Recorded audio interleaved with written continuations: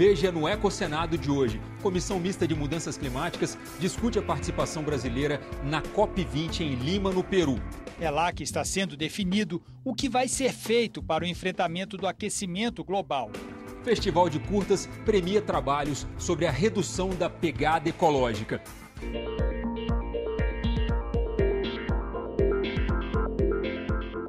O projeto Baleia Franca, protegendo cetáceos no litoral sul do país.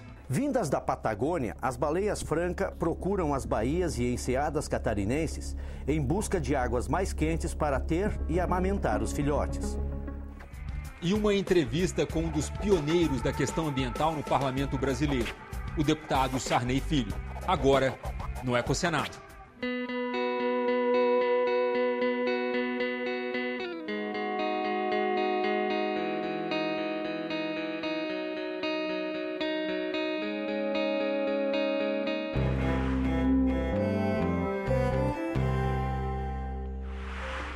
O deputado federal Sarney Filho acaba de ser reeleito para o seu 10º mandato na Câmara dos Deputados. Constituinte, ex-ministro do Meio Ambiente e coordenador da Frente Parlamentar Ambientalista, que reúne hoje cerca de 300 parlamentares, Sarney Filho está no Partido Verde desde 2002. Deputado Sarney Filho, se nós fôssemos elencar os principais desafios para os candidatos eleitos este ano, o que o senhor destacaria na área ambiental? O grande problema nosso hoje, que não é só do Brasil, mas do mundo todo, é o problema do aquecimento global. E dentro do aquecimento global, você tem uma série de variantes.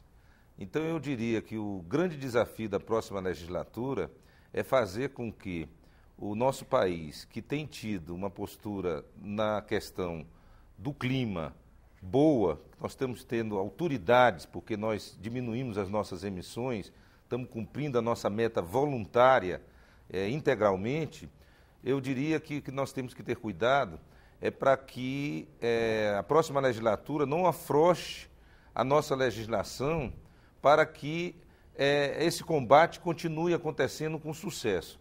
No Brasil, eu avanço na sua questão, no Brasil as nossas emissões elas se dão maior pelo desmatamento. Foi a grande contabilização das emissões de gases do efeito estufa que nós tivemos, chegamos a ser o 4º emissor mundial, foi por causa do desmatamento. Esse desmatamento diminuiu, graças a uma política continuada na área ambiental que teve sucesso. Mas agora, outras questões começam a aparecer, porque o país está se industrializando, automóveis estão muito mais, a quantidade de automóveis nas cidades estão muito maiores, a geração de energia, por causa de problemas ambientais também, principalmente climáticos, ela está tendo que mudar a sua matriz. Nós estamos tendo agora a geração de energia por carvão, estamos tendo por diesel, estamos sujando nossa matriz, que era limpa. Enfim, nós temos desafios. O desmatamento está dando sinais de que está querendo voltar a crescer. Então, a próxima legislatura, eu diria que os deputados têm que se preocupar em acentuar o cumprimento da nossa legislação ambiental. O cadastro ambiental rural tem que ser consolidado, tem que ser feito dentro do prazo. E também a questão do saneamento e do lixo. O senhor lembrou a questão das mudanças climáticas. Em 2007, acompanhamos as audiências públicas regionais da Comissão de Mudanças Climáticas. Eu não sei se o senhor vai lembrar, nós estivemos juntos na COP, no Rio de Janeiro. Naquela ocasião, estávamos na Ilha do Fundão, o Luiz Pinguelli Rosa, onde visitamos o laboratório da Petrobras de geração de energia por água do mar, correntes marinhas.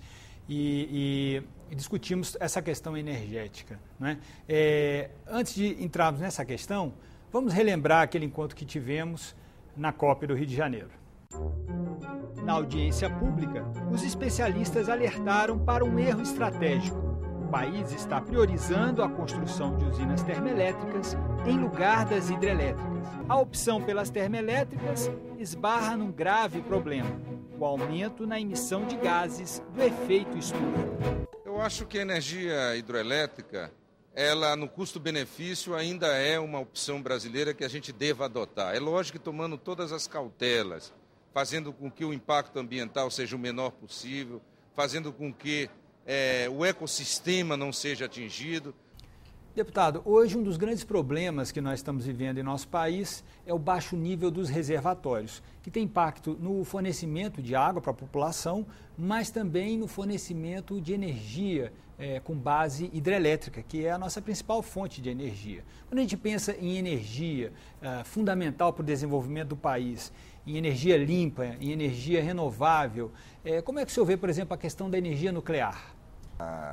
Defensores do meio ambiente históricos que hoje admitem a geração de energia nuclear, porque a geração de energia nuclear ela não emite gases do efeito estufa.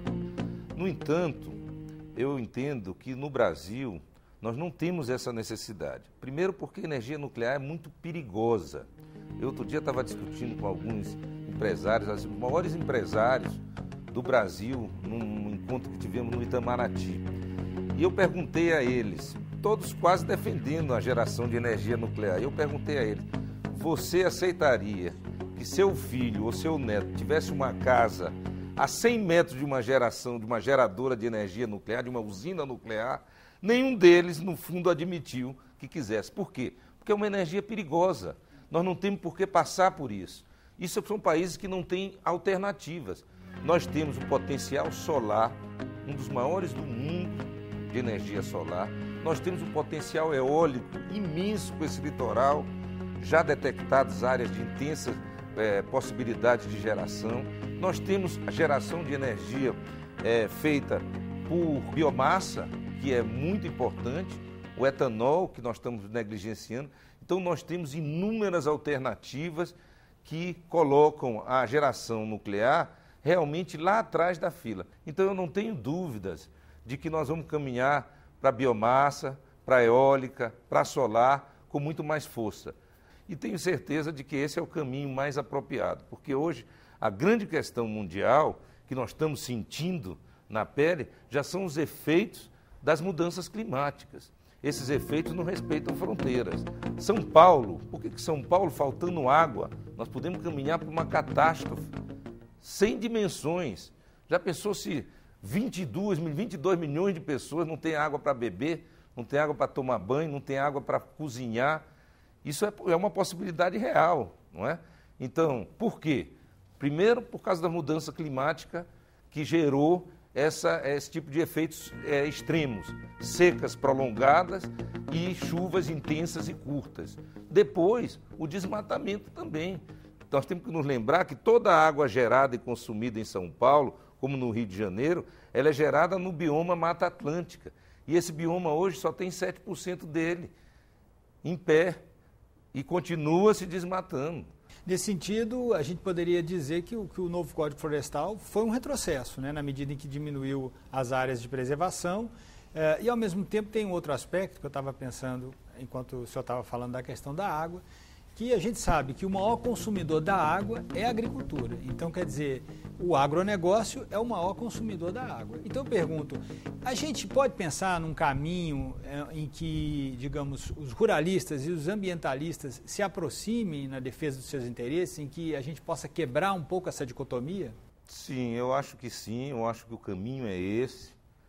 Eu não vejo como no enfrentamento um grupo poderoso, forte e representativo como é o grupo do agronegócio no Brasil, que tem uma representação cada vez mais forte aqui no Congresso Nacional, se não for através da negociação, do convencimento, do autoconvencimento também, da importância que tem manter os serviços ambientais sendo prestados a favor da sua terra, a favor da sua produção. Se nós não conseguirmos colocar isso muito claramente, nós vamos ter muitos problemas. Deputado Sarney Filho, muito obrigado pela sua presença aqui no nosso programa, o Ecosenado, e eu espero que ao longo dessa próxima legislatura a gente possa ter novos encontros para discutir a questão ambiental aqui no nosso programa, o Ecosenado.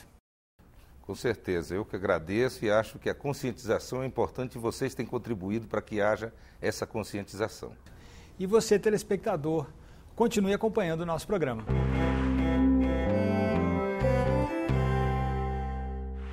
O mundo busca um acordo para tentar reduzir as emissões dos gases de efeito estufa e assim conter a dramaticidade das mudanças climáticas que devem atingir o planeta até o final do século XXI.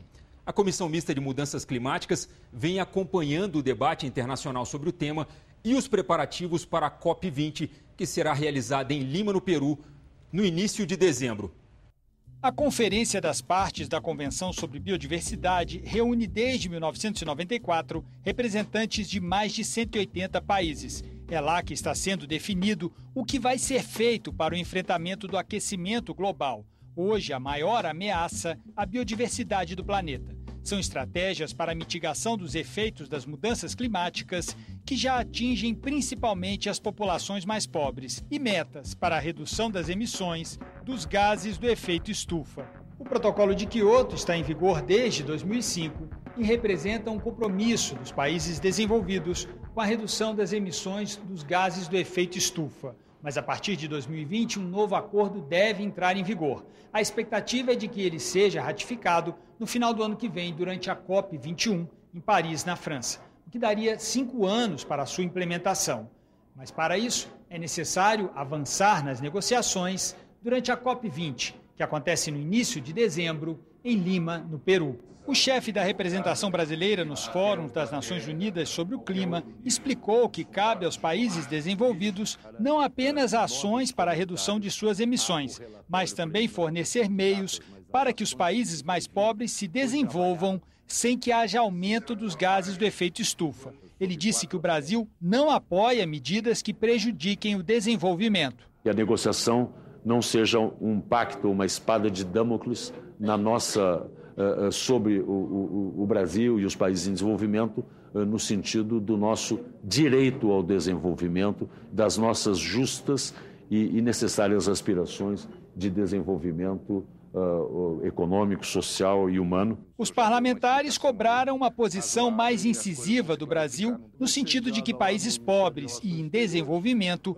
também assumam compromissos com a redução das emissões. Muito mais preocupante ainda do que a China é a situação da Índia, porque, ao contrário da China, não tem feito o esforço admirável que a China tem feito no sentido de reduzir as suas emissões. O Brasil já manifestou a sua posição favorável a estar também no rol e no anexo dos países incluídos com metas internacionais vinculantes. De fato, a defesa ambiental não é incompatível com o desenvolvimento econômico.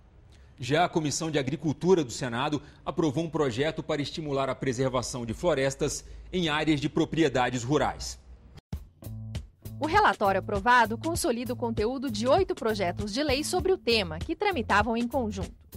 Pelo texto, produtores rurais que preservarem ou recuperarem espaços com cobertura florestal e áreas de nascente vão receber incentivos fiscais, como desconto no imposto de renda ou no imposto sobre a propriedade territorial rural, o ITR.